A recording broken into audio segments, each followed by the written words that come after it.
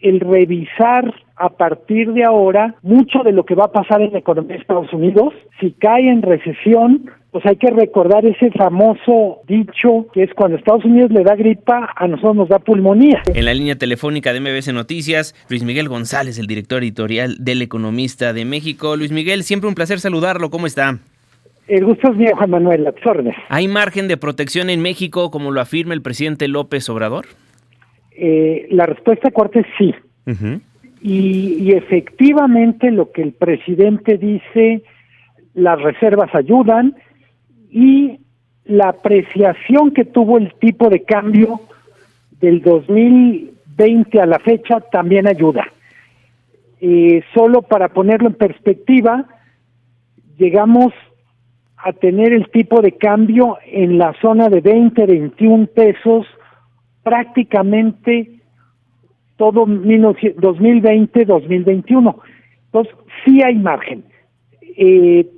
También, y eso hay que decirlo, no toda la explicación es monetaria.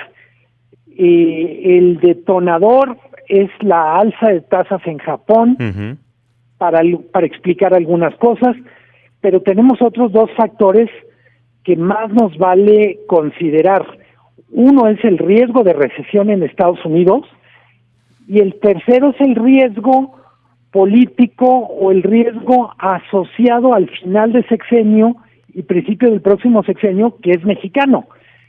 Yo diría, de los tres factores que mueven los mercados, el menos relevante es Japón, para nosotros. Uh-huh. Es muy, muy importante el revisar a partir de ahora mucho de lo que va a pasar en la economía de Estados Unidos.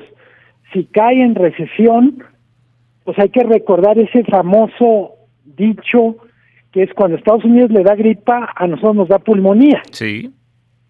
Dependemos mucho de Estados Unidos.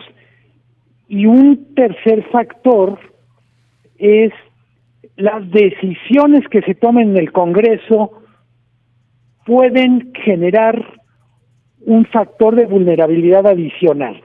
El tipo de cambio no se empezó a mover el jueves, se empezó a mover el 3 de junio, uh-huh, y se ha movido cada vez que tenemos una señal de que crece el riesgo de que el plan C se implemente sin cambiar ni una coma.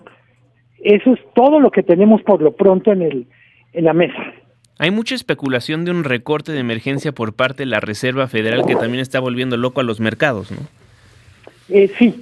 Te refieres a recorte de tasas de interés, uh-huh, y tiene que ver con el valor del dinero. La tasa de interés está en niveles muy altos comparado con lo que estuvo, yo diría, prácticamente del año 2000 hacia acá.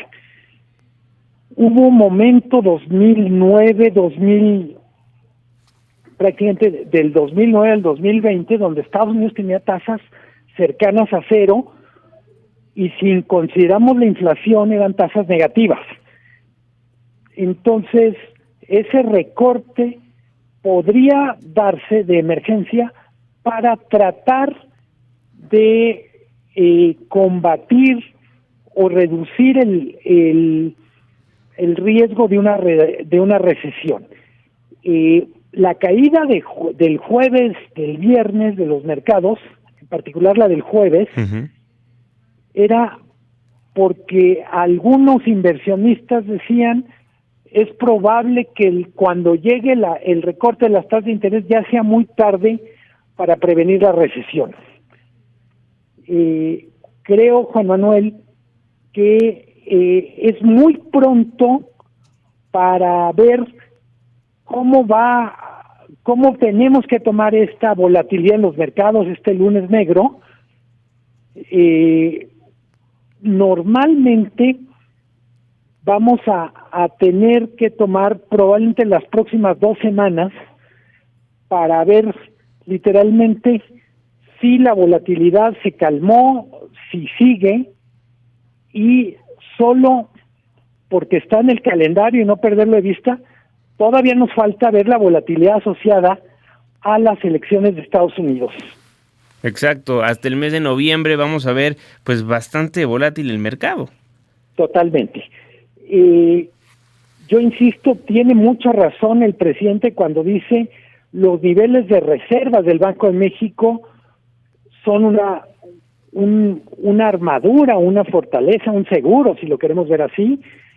Yo diría que en términos generales, todo lo que el tipo de cambio había acumulado en fortaleza, el superpeso, también ayuda, pero si queremos tener la armadura completa, pues no estaría de más meter un factor de prudencia política en estas semanas que vienen.